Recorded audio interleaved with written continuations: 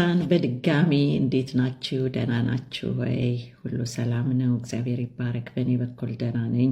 የጌታ ሰላምና ጸጋ ይብዛላችሁ። ስለ ወንጌል ምስክሮች ሆነን እንድንወጣ በጣም ውስጤን ከነካኝ ነገር አንድ ቃል ስለ ትንቢተ ሕዝቅኤል ላይ ያለ ቃል ነው። ይህ ቃል በጣም በቃ እግዚአብሔር የሚናገረው ለሕዝቅኤል መጥቶ በጣም ውስጤን እንትን ስላለው እስቲ እኛም ለእግዚአብሔር ቃል ታዛዦች ሆነን እንድንሄድ ትንሽ ጥቂት በልቤ ካስተማረኝ ነገር እና ቃሉ ትንሽ አነባለሁኝ። ምዕራፍ 2 ከቁጥር 1 እስከ 10 ድረስ ነውና ሐሳቤ እንድታገኙት ቃሉን አብራችሁ ብታነቡ መልካም ነው። ይሄን ለምትሰሙ ይጠቅማችኋል። የእግዚአብሔር ቃል ሕያው ስለሆነ በጌታ ስም አነባዋለሁ። የሰው ልጅ ሆይ በእግርህ ቁም፣ እኔም እናገርሃለሁ አለኝ። በተናገረኝም ጊዜ መንፈስ ገባብኝ፣ በእግሬም አቆመኝ፣ የሚናገረኝንም ሰማሁ። አሜን። እርሱም እንዲህ አለኝ፣ የሰው ልጅ ሆይ በእኔ ላይ ወደ አመፀኞች ሰዎች ወደ እስራኤል ልጆች እልክሃለሁ። እነርሱ አባቶቻቸው እስከ ዛሬ ድረስ አመፁብኝ። እነርሱም ፊታቸው የተጨማተረ ልባቸው የደነደነ ልጆች ናቸው። እኔ ወደ እነርሱ እልክሃለሁ። አንተም ጌታ እግዚአብሔር እንዲህ ይላል በላቸው። እነርሱም አመፀኛ ቤት ናቸውና ቢሰሙ ወይ ባይሰሙ ነቢይ በመካከላቸው እንዳለ ያውቃሉ።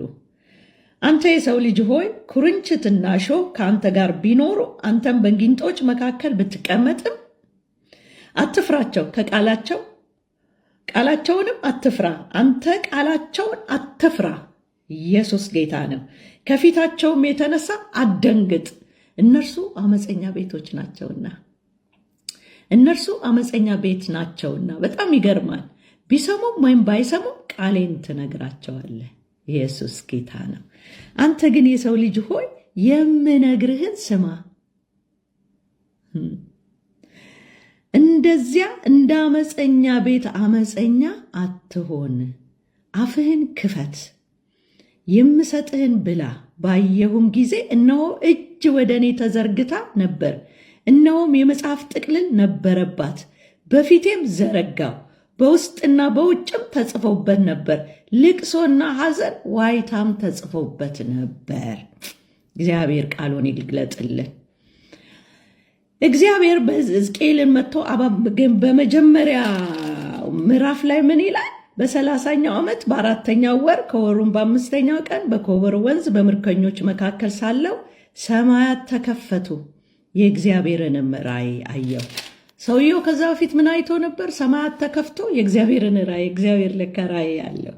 የእግዚአብሔርን ራእይ አይቶ ነበር። ምዕራፍ 2 ላይ ሲመጣ እግዚአብሔር የሰው ልጅ ሆይ በእግርህ ቁም አለ።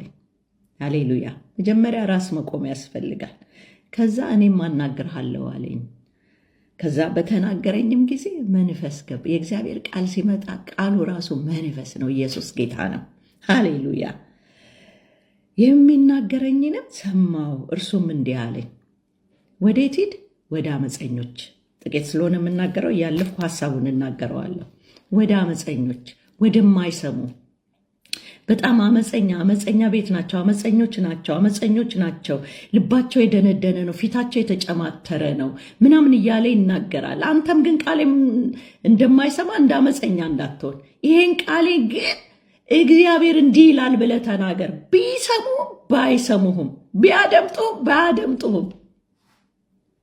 አንዳንድ ጊዜ እግዚአብሔር በደንብ ተናግሯችሁ ስትናገረው በእግዚአብሔር ቃል እግዚአብሔር የሚያወራቸው አይመስላቸውም። አንዳንድ ሰዎች ያ ቃል ለምንድን ነው ወደ እኔ የመጣው? ለምንድን ነው? እግዚአብሔር እድል እኮ ይሰጣል እግዚአብሔር። ስለዚህ ወንጌልን የመናገር ዋናው ሐሳቤ ምንድን ነው? ወንጌልን የመናገር ግዴታ አለብን። እኛም እንደማይናገሩት እንደሚሉት በጊዜያቸው እንደሚጫወቱት አመፀኛ እንዳንሆን እግዚአብሔር ምን አለ? ቢሰሙም ባይሰሙም ቃሌን ግን ንገራቸዋለሁ። አንተ መናገር ብቻ ነው የምትናገረው፣ የራስን ሳይሆን ቃሌን። ሃሌሉያ። የሰጠኸኝን ቃል ሰጥቻቸዋለሁ ብሏል ኢየሱስ። የተሰጠን ቃል አለ። ሃሌሉያ። ሂዱ ወደ ዓለም ሁሉ ምን ይሄንን አመፀኛውን ሕዝብ ከአመፅ አላቃችሁ የሚያድን የሚያጸድቅ የወደደ የሞተልህ ደሙን ያፈሰሰ ስጋውን የቆረሰ አንድ ሰማይን እንደ ዙፋን መቀባት ሳይቆጥር ትቶ መጥቶ ያንተን መልክ መስሎ ሊያድን የመጣ እውነተኛ አዳኝ አለ። ከአመፅ ተላቀቅ የሚያላቅቅ አለ። እረፍት የሚሰጥ አለ። በጣም ይገርማል። እዚህ ጋር ምን ይለዋል? እነርሱ አመፀኛ ቤት ናቸውና ቢሰሙም ባይሰሙም ነቢይ በመካከላቸው እንዳለ ያውቃሉ። ያውቃሉ እኮ ነቢይ እንዳለ፣ ቢሰሙም ባይሰሙም ነቢይ ግን እንዳለ ያውቃሉ። አንተ የሰው ልጅ ሆይ ኩርንችትና እሾህ ከአንተ ጋር ቢኖሩም የማይመች የሚጎረብጥ የሚወጋም ቢኖር አንተም በጊንጦች በሚናደፉ መካከልም ብትሆን ብትቀመጥ አትፍራቸው። ቃላቸውን አትፍራ። አንተ ቃላቸውን አትፍራ። በጣም ይገርማል። በአንድ እንትን ላይ አትፍራ። ምን ይላል? ኩርንችትና እሾህ ከአንተ ጋር ቢኖርም አንተ በጊንጦች መካከል ብትቀመጥም አትፍራቸው። ቃላቸውንም አትፍራ። አንተ ቃላቸውን አትፍራ።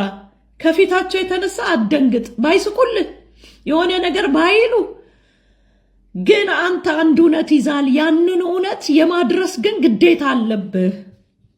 አመፀኞች አትሁኑ። እግዚአብሔር ያዘጋጀው መንገድ አለ። ከአመፃችሁ ተመለሱ፣ ከኃጢአታችሁ ተመለሱ፣ ንስሐ ግቡ። በር የሚዘጋበት ጊዜ አለ። እድል ሲሰጣቸው አድምጡ ብለን እንድንናገር ማለት ነው። ይሄ ቃል የምነግርህን በደንብ አድምጥ፣ ስማ ይለዋል ሕዝቅኤልን። እንደነዚያ እንዳመፀኞች አትሁን፣ እንደነዛ እንዳመፀኞች ቤት አመፀኛ አትሁን ይለዋል። ለምን? የእግዚአብሔርን ቃል አለመስማት አመፅ ነው። ዛሬም በቤቱ ያለን እግዚአብሔር ምን ብሎናል? ሂዱ ወደ ዓለም ሁሉ የዚህን የህይወት ቃል የሚናገር የማያሳፍር ሰራተኛ ሁኑ። የወንጌልን ሰባኪነት ስራችሁ አድርጉ። የተቀበላችሁትን አደራ ልትፈጽሙ ትጉ። በጊዜውም ያለ ጊዜው የዚህን የህይወት ቃል ተናገሩ እያለን ነው ጌታ። ከናንተ ነገር ውጡ። የተሰጣችሁ የእግዚአብሔር ስራ አለ። አትፍሩ። ምን? አንተ አፍህን ክፈት፣ የምሰጥህን ብላ። የበላኸው ነው የሚወጣው። ውስጥ ሆድ ውስጥ የገባው ነው የሚወጣው። ባየውም ጊዜ ነው እጅ ተዘርግታ ወደ እኔ እነሆ የመጽሐፍ ጥቅልል ነበረባት፣ በፊቴም ዘረጋው። በውስጥና በውጭ ተጽፎ ነበር፣ ልቅሶና ሐዘን ዋይታም ተጽፎበት ነበር። የሰው ልጅ ሆይ ያገኘውን ብላ፣ ይህን መጽሐፍ ብላ፣ ሄደ ለእስራኤል ቤት ተናገር አለኝ። አፌንም ከፈትኩ፣ መጽሐፉን አጎረሰኝ። እርሱም የሰው ልጅ ሆይ አፍህ ይብላ፣ በምሰጥ በዚህ መጽሐፍ ሆድህን ሙላ አለኝ። እኔም በላሁት፣ በአፌ ውስጥ እንደማር ጣፈጠኝ። ከዛ ምን አለ? ተነስተ ወደ እስራኤል ቤት ሄደ ቃሌን ንገራቸው። ዛሬ የምምላችሁ ይሄ እኛ ወደ ትውልድ ሄደን ይህን የህይወት ቃል የመናገር እርሱም ክርስቶስ ኢየሱስ የዓለም መድኃኒት እንደሆነ አዳኝ እንደሆነ የመስቀሉን እውነት የሚናገር የማያሳፍር ሰራተኛ ሆነን ስራችን እንድንሰራ እግዚአብሔር ይሄን ነግሮናል። አመፀኞች እንዳንሆን፣ ዳተኞች እንዳንሆን፣ ባለዳዎች እንዳንሆን፣ ብዙ ሰው እያለቀ ባለበት፣ ብዙ ሰው ወንድሙን እያጠፋ ባለበት ይህን የህይወት ቃል ምድራችንን የሚለውጥ ህዝባችንን የሚለውጥ ትውልዳችንን የሚለውጥ ይህ የወንጌል እውነት ነው። ነገስታቶች አይደሉም፣ ኃያላኖች አይደሉም። ነገስታቶች ራሳቸው የእግዚአብሔር ቃል ያስፈልጋቸዋል። ይሄ የእግዚአብሔር እውነት ያስፈልጋቸዋል። ስለዚህ ወደ እነዚህ ሂድ። ነገስታት ፊት ለመቆም፣ ኃያላን ፊት ለመቆም፣ ትውልዱ ፊት ለመቆም ኢየሱስ ጌታ ነው። ጊዜ ተሰጥቶናል፣ እድል ተሰጥቶናል። ተነስ ትውልድ፣ ኢየሱስን አውራው። እርስ በርስ መጨቃጨቃችንን ትተን፣ እርስ በርስ ሌላው ከማለት ይልቅ ትተን ኢየሱስ እንድናወራው እግዚአብሔር ቃል የሰጠኝን ቃል ሰጥቻቸዋለሁ። የተሰጠንን ቃል ለጌታ ለመስራት እንትጋ። አደራ ሰጥቶን ይሄዳል አደል? ምስክሮቼ ሁኑ ብሎናል። እና ቅዱሳን በዚህ እንድትነሱ ወንጌል እንድትናገሩ እናንተ ኃያላን የእግዚአብሔር ጀነራሎች ተነሱ። ሴቶች ልጆች፣ ወንዶች ልጆች፣ ወጣቶች፣ አዛውንቶች ተነሱ።